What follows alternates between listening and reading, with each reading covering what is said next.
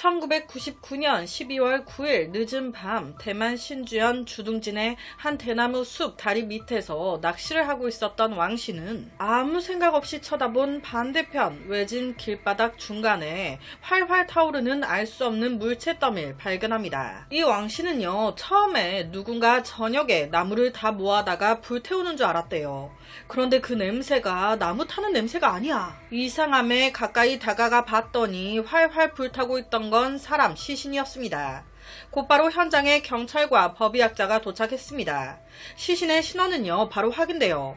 시신에 입혀져 있던 옷 호주머니 속에서 신분증이 하나 나온 거예요. 불에 다 타버린 채 발견된 피해자의 이름은 임영루라는 남자였습니다. 신원 확인한 경찰은요, 바로 이 남자의 아내한테 연락해요. 아내 라오이롱은 바로 현장으로 달려왔습니다. 얼마나 놀랍니까? 오자마자 내 남편이 맞다면서 바로 주저앉아 막 울기 시작하는데 이 모습이 경찰은 조금 이상했습니다. 왜냐? 이 여자 남편 얼굴 확인도 안 하고 바로 남편이 맞다고 하네? 뭐야? 당시 남편은요, 시신 훼손이 너무 됐다 보니 흰 천으로 다 덮여 있었어요. 신발을 신지 않은 새까만 두 발, 그 발바닥만 보이는 상태. 그런데 이 라오이롱은 현장에 도착하자마자 흰 천도 안 걷고 가까이 가지도 않고 멀찍이 서서 고인의 발바닥만 딱 보고는 바로 주저앉아 울기 시작한 거예요. 내 남편이 맞대. 그래서 실제 경찰이요, 대놓고 물었어요. 흰 천 안 들춰봐도 돼요? 시신 안 봐도 아시는 거예요? 그랬더니 아내 라오이롱 왈. 전 안 봐도 알아요. 남편이랑 같이 산 세월이 몇십 년인데 발바닥만 봐도 우리 남편인지 바로 안다고요. 제 남편이 맞아요. 너무 정확하고 단호하게. 그러니까 경찰 뭐라 할 거예요. 그리고 더 이상한 건 맨 처음 딱 오자마자 바로 주저앉아 막 울기 시작하더니 한 30분도 채 안 돼가지고 이 여자가 너무 멀쩡해 보여. 초기에만 약간 보여주는 식으로 좀 그러더니 전혀 슬퍼하는 기색 1도 안 보이는 거예요.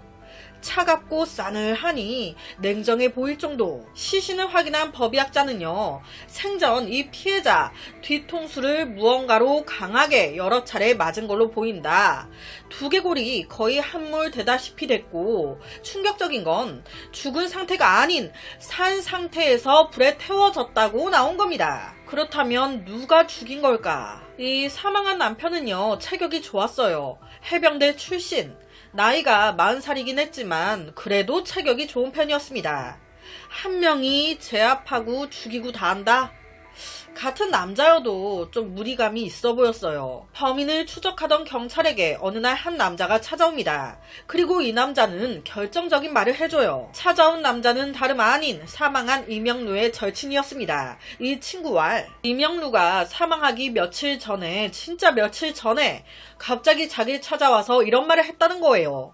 야, 그냥 내가 혹시나 해서 하는 말인데 만약 갑자기 내가 죽었다고 살해당한 것 같다는 소식이 들리면 경찰한테 꼭 아내가 의심스럽다고 아내를 조사해달라고 이 말 좀 나 대신 꼭 좀 해줘라 라는 이 얘기를 했었다는 겁니다. 이 친구 입장에서는 이런 찜찜한 얘기를 듣고 며칠 뒤에 진짜 임영루가 죽어버린 거예요. 얼마나 소름 돋아요. 이 말을 전해 들은 경찰은요, 바로 이 아내를 용의선상에 올립니다. 그런데 제가 뭐라고 했습니까? 임영루 체격이 좋았어요.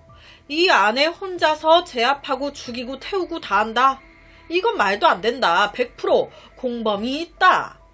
우선 결론부터 말씀드리면 이 아내가 남편을 죽인 게 맞았습니다. 그렇다면 어떻게 죽였는지 기가 막힌 상황을 말씀드릴게요. 이 여자는요, 남편을 죽여달라며 억 단위의 돈을 제시 근처 자동차 정비소를 운영하던 쉬 형제를 찾아옵니다. 이 형제 돈에 혹해서 오케이 해요. 이 아내는요, 맨 처음 이렇게 말합니다. 내가 내 오토바이 고장났다고 남편을 불러낼 테니까 남편이 날 태우러 올 때 이 차로 남편을 콱 쳐버려. 그래서 계획대로 남편이 혼자 오토바이를 몰고 이동하고 있을 때 차로 그냥 콱 밀어버려요. 그런데 웬걸 죽이는 게 쉽지가 않아. 이때 살짝 경상 정도만 다칩니다. 라오이롱은요, 딱 짜증이 났어요. 바로 이 형제들과 만나 왜 실패했는지 분석에 들어갑니다. 아니, 더 세게 120km 밟은 상태에서 콱 밀어버렸어야지. 아니, 너무 천천히 밀었잖아. 아싸리 죽이지 못할 거면 뭐 반신불구나 뭐 혼수 상태로라도 만들던지. 이게 뭐야, 이도저도 아니고. 짜증나. 다음번에 좀 제대로 좀 죽여요. 그래서 두 번째, 다시 남편 죽일 계획을 세웁니다. 여보, 내가 친구 집에 가방을 두고 왔네. 당신이 좀 가져다 주면 안 돼? 그래서 이때 이명루 남편 혼자 또 오토바이 타고 집을 나섭니다. 이거를 이제 형제가 이번에는 80km가 조금 넘는 속도로 힘껏 들이받은 거예요. 실제 이때 이명루 하늘로 떴어요. 붕 떴다가 땅에 탁 떨어져 버립니다. 하지만 죽진 않아요. 다발성 골절 중상으로 그친 겁니다. 솔직히 이때 늦게 구조됐으면 죽을 수도 있었어요. 그런데 바로 구조, 바로 치료 받아가지고 산 거예요. 두 번이나 시도했는데 실패했습니다. 점점 이 여자 도끼를 품기 시작하는 거예요. 더 대담해집니다. 시형제한테. 더 이상 실패하면 안 돼. 그냥 내가 남편 꼬드겨서 이 정비소로 데리고 올 테니까 살살 비 맞추면서 술을 왕창 먹여버려. 그리고 취한 상태로 집에 데려와서 자고 있는 방에 확 불을 질러버리는 거지. 이 계획대로 이명루를 정비소로 유인, 술을 왕창 먹입니다. 꽐라가 된 그는요. 나 너무 피곤하다. 나 먼저 집에 갈게. 집에 돌아간 그를 확인한 형제 바로 집으로 따라가서 집에 불을 확 질러버려요. 그런데 웬걸? 이때 너무 꽐라가 돼가지고 이명루가 집으로 안 간 거예요. 다른 곳에서 잠이 든 겁니다. 그래서 또 안 죽어요. 애매하게 집만 불탔어. 3번이나 남편을 죽이려 시도했지만 실패했습니다. 이제부터는 뭐 미쳐가는 거예요. 죽이는 거에 집착하기 시작. 쉬형제한테. 사고사로 위장할 필요도 없어. 술에 수면제 타가지고 내가 집 마당에 재워놓을 테니까 와가지고 목 따버리고 몸 이곳 저곳 다 찔러버려. 와, 무섭죠. 실제로 그래서 이 쉬형제가 마당에 약에 취해 자고 있던 그를 칼로 찔렀어요. 그런데 문제는 이웃이 바로 발견한 거예요. 그래서 이때도 바로 치료해가지고 죽지 않습니다. 그러니까 이 남편도 살 운명이었던 거예요. 여러분, 바보가 아닌 이상 이 상황 눈치 안 채겠습니까? 아내가 뭔가 부탁해서 갈 때마다 사고가 나고 아내가 뭔가를 타줘가지고 먹을 때마다 막 잠이 오고 일어나 보면 나 막 칼에 찔려있고 이런데 이 남편 알고 있었습니다. 아내가 날 죽이려 한다는 걸. 그래서 그 친구한테 얘기를 했던 거예요. 내가 만약 죽는다면 그건 아내 짓일 확률이 높다고. 그런데 이 말하고 얼마 안 돼서 정말 또 사고가 날 줄이야. 앞서 칼로 대놓고 찔렀는데도 살았잖아요. 이게 4번째 시도였어요. 5번째 때 이 아내는요, 뱀, 코브라 한 마리를 사옵니다. 왜? 코브라 독. 이 독을 빼내서 남편 몸에 넣어버리려고. 코브라 독을 주사통에 넣어가지고 남편이 퇴원해 정신없을 때 남편 몸에 주사해 버리려고 한 거예요. 이거 성공합니다. 남편 몸에 독 넣어요. 그런데 와, 이거 뭐냐? 독 주사를 맞은 그 부위만 빨갛게 부어오르는 거예요. 또 안 죽습니다. 제가 이거 잘은 모르겠는데 준비한 내용에 따르면 코브라 뱀 독이요, 공기와 닿으면 그게 단백질로 바뀌면서 치명적이지 않아진대요. 그래서 산 거예요. 여기서 포기할 법도 한데 그녀는 또 시도합니다. 이번에는 농약을 사요. 그 농약을 캡슐에 담아서 약인 척 줍니다. 그런데 이 남편이 바보냐고요. 이때부터 아내가 주는 거 뭐든 다 안 먹는 거예요. 약이라고 주네? 안 먹습니다. 그래서 또 실패해요. 웃긴 게요, 이때쯤 돼서는 남편 이명루, 아내가 날 죽이려 한다는 거 눈치챘어요. 그런데 이 아내 또한 남편이 내가 죽이려 한다는 걸 알고 있다라는 걸 눈치챘습니다. 서로가 알고 있는 거예요, 지금. 아니, 이게 무슨 상황이야. 서로가 경계. 안 되겠다 생각한 그녀는요, 돈을 더 씁니다. 쉬형제, 아우, 니네는 됐다. 이 형제를 통해서 여러 가지 전과가 있는 지명 수배자 요세종을 찾아간 거예요. 더 많은 돈을 제시해요. 1억 9천만 원 줄 테니까 3일 이내로 죽여줘요. 바로 요세종, 오케이. 요세종은요, 이명루에게 친근한 척 접근합니다. 같이 한 술집에 가서 술을 마시는데 의도적으로 막 먹이죠. 취하게 만들려고. 그런데 예상외로 이명루 술이 너무 세. 아무리 먹여도 안 취하는 거예요. 이 오세종의 계획은요, 술집 1차에서 꽐라되게 만들고 외진 곳으로 유인 죽이려고 했어요. 그런데 1차에서 꽐라가 안 되니까 뭐 어떡해요. 2차, 3차까지 가게 됩니다. 3차까지 가서야 꽐라가 된 걸 확인. 그 후 외진 대나무 숲으로 이동. 방망이로 야구 빠따로 미친듯이 내려치고 의식 잃은 그의 몸에 불을 확 붙여버린 거예요. 그렇게 산채로 불에 탄 겁니다. 즉 이 안에 남편을 죽이려고 7번이나 시도한 끝에 성공한 거예요. 뭐야? 진짜 죽였어요? 아 진짜? 아 드디어. 너무 좋아.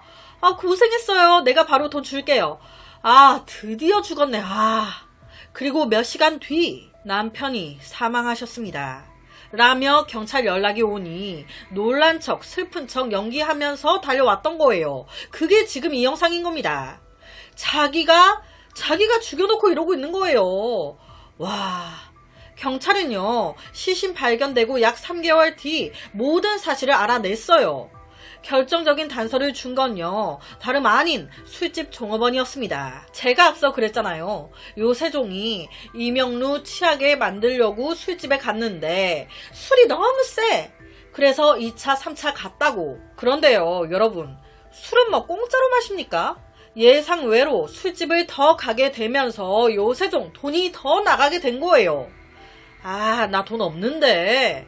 그러니까 이때 한 술집에서 요세종이 라오이롱한테 몰래 연락을 한 겁니다. 술값 더 나왔다. 나 돈 없다. 돈 달라. 어디 술집이다. 그러니까 이때 라오이롱이 술집 밖에 몰래 온 겁니다. 라오이롱이 왔다고 하니 이놈은 잠시만요 하면서 혼자 쓱 나가죠. 그런데 이게 종업원이 봤을 땐 한 일행은 꽐라가 돼 있지 한 놈은 쓱 나가지 하니까 돈 안 내고 토낄까봐 예의주시하고 있었던 거예요. 그래서 이 요세종이 라오이롱을 만나는 모습과 요세종이 차를 타고 나가는 모습, 그 차의 번호와 차 종까지 모두 예의주시했던 겁니다. 다 기억하고 있었던 거예요. 그렇게 이명루가 사망 직전 요세종이라는 남자와 술을 마셨고 둘이 차를 타고 이동했는데 그 차종이 무슨 차에 번호가 뭐고 그 차를 조사해 봤더니 요세종이 나온 거고 요세종을 조사해 봤더니 라오이롱까지 쭈루룩 걸린 겁니다. 라오이롱 걸렸으니 쉬영제도 걸리죠. 경찰에 체포된 라오이롱은요, 남편을 왜 죽였냐 라는 질문에 이렇게 대답했습니다. 난 그냥 그 남자한테 교훈을 주고 싶었을 뿐이에요. 정말 남편한테 교훈을 주고 싶어서 죽인 걸까요? 나름 7번이나 수고스럽게 자기 딴에도 막 죽이려고 한 거거든요. 고작 그 이후로 이런 애를 썼다고? 라오이롱과 이명루는 부부 생활만 무려 20년 넘게 한 사이였어요. 라오이롱이 남편을 죽이려고 한 이유? 간단하게 말하면 돈 때문이었습니다. 재산 때문에. 남편한테 2천만 위안이 넘는 땅이 있거든. 2천만 위안 하나로 38억이 넘어가는 돈이에요. 어마어마한 땅이 있거든. 그거 내가 가지고 싶어서. 이게 이유예요. 이 재산이 탐나서 무려 7번이나 8번이나 이 짓거리 한 겁니다. 아주 정성이죠, 정성. 여기에 플러스로 남편이 죽었을 때 나오는 거액의 보험료까지 하면 이게 얼마야? 자, 죽은 자는 말이 없습니다. 죽인 자, 이 악녀, 지 말로는 이래요. 이 남편이 술을 엄청 좋아해. 늘상 술 처먹고 들어와서 늘 자기 때렸었다는 거예요. 그래서 이 부부 사이 안 좋았다고. 그 상태에서 남편에게 2천만 위안이 넘는 땅이 있다는 걸 알게 된 거예요. 그녀는요, 이 땅 팔고 싶었어요. 내가 알아보니까 지금 팔면 2천만 위안보다 훨씬 더 비싸게 팔 수 있는데, 여보, 그 땅 우리 팔면 안 돼? 그랬더니 이 남편 그 땅 절대 안 판대. 그래서 죽여야겠다는 생각이 들었다. 그 어마어마한 땅은요, 이 부부가 막 노력해서 얻은 결실은 아니었어요. 이 이명로의 부모님이 물려주신 재산이었습니다. 이명로의 가족은요, 살던 지역의 대지주였대요. 제일 부자. 이명로는 10남매 중에 9번째였는데 여기서 팩트, 10남매 중에 남자가 딱 2명밖에 없어. 하나는 우리 형, 하나는 나. 그래서 그 많은 땅을 다 물려받았던 거예요. 사실 라오이롱은요, 그의 2번째 부인이었습니다. 이명루가 어릴 때 첫 번째 부인과 결혼했는데 아내가 이혼하자고 해서 한 거예요. 그 이후 23살이었던 라오이롱과 만나 결혼한 겁니다. 처음에 이 둘의 부부 사이 너무 좋았어요. 그런데 지 말로는 2 딸을 연달아 낳고 나서부터 이 남편이 변하기 시작했다는 겁니다. 일도 안 하고 맨날 술만 마시고 그리고 나 때리고. 그러다 보니 이 아내 라오이롱이 집 근처에 음식점을 열어 일하고 했다는데, 남편을 죽이기 1년 전 한 번 더 이 아내는 남편이 가지고 있는 이 땅을 팔자고 얘기했습니다. 그러면 돈을 더 벌 수 있다고. 그런데 이때도 거부한 거예요. 자, 여기까진 그럴 수 있어요. 때를 더 보자 했을 수 있지. 그런데 그녀를 더 분노하게 한 게 있었으니 라오이롱이 우연히 듣게 된 겁니다. 내 남편이 그 어마무시한 땅을 아내인 내가 아닌 우리 자식인 딸들이 아닌 다른 친척한테 양도하려 한다는 걸. 그 땅이 얼만데 미쳤나봐. 내가 팔라고 할 때는 싫다고 하더니 직계 가족인 우리도 아닌 왜 다른 친척한테 줘? 여기서 이제 뚜껑이 열린 거예요. 죽여버려야겠다. 그래서 청부업자를 고용, 무려 7번이나 8번 시도한 끝에 죽인 거예요. 여러분, 이 악녀 라오이롱 재판 결과 어떻게 나왔을 것 같으세요? 이거는 100% 사형감 아닙니까? 그런데요, 사형 안 나와요. 종신형 나옵니다. 응? 왜 종신형이 나온 걸까? 그 이유는요, 사건이 벌어진 나라가 대만이라서 그래요. 중국이었으면 이거 사형인데 대만이라 종신형에 그친 겁니다. 나머지 요세종이나 시형제가 어떻게 처벌이 나왔는지는 제가 찾지 못했어요. 여튼 남편을 죽이려 무슨 짓이든 했던 여자. 반대로 이 남편은 아내가 자신을 죽이려 한다는 걸 알았음에도, 눈치챘음에도 불구하고 경찰에 신고하지 않았습니다. 그래서 결국 자신의 죽음을 피하지 못했어요. 어찌 보면 하늘에서 어떻게든 살라고 기회를 몇 번이나 준 것 같기도 한데 좀 아쉽죠. 그래서 오늘은 대만 역사상 가장 사악한 아내로 사람들 기억 속에 남아있다는 최악의 한 여편의 사건을 가지고 왔습니다.